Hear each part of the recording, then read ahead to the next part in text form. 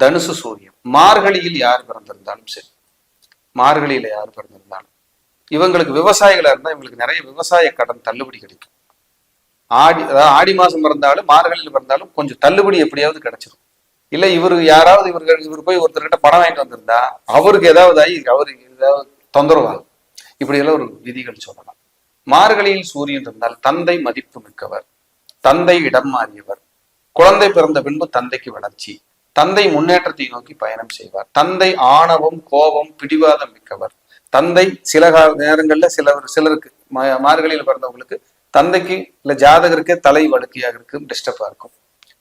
அதே போல அரசு பணி, அரசாங்க பணி, அரசியல், அரசாங்க தொடர்பு யாருக்கெல்லாம் சித்திரை மாசம், ஆவணி மாசம், ஆடி மாசம், அதே போல மார்கழி மாசம், தை மாசம், மாசி மாசம் பிறந்திருக்கீங்களோ இவங்க குடும்பத்துல அரசாங்கம், அரசியல் தொடர்பு கட்டாயம் வரும். கோயில் திருப்பணிகளையாவது இவங்களை செய்ய வச்சிருக்க கூட நன்றி இல்லாம விடவே விடாது.